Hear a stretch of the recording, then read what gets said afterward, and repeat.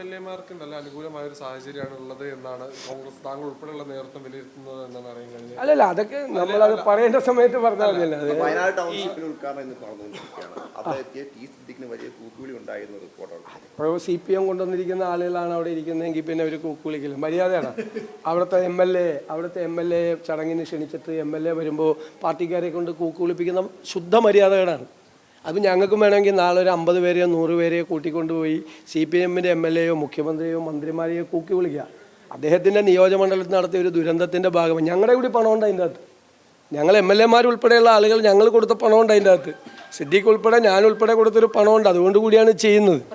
അപ്പോൾ അവിടെ ഒരു MLA അധിക്ഷേപിക്കുക എന്ന് പറഞ്ഞു കഴിഞ്ഞാൽ വേണമെങ്കിൽ ഞങ്ങൾക്ക് നാളെ 50 പേരെ കൂട്ടി മുഖ്യമന്ത്രി പങ്കെടുക്കുന്ന ഒരു പരിപാടിയിൽ കൂക്ക് വിളിക്കുക. അതും മര്യാദയല്ല, ഞങ്ങളത് ചെയ്യില്ല, ചെയ്യാൻ പാടില്ല.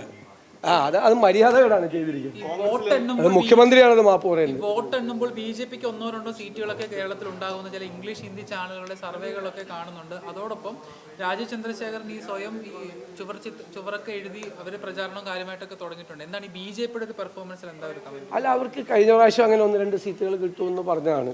ഒന്നും കിട്ടിയില്ല എന്ന് തന്നെയാണ് ഞങ്ങൾ കരുതുന്നത്.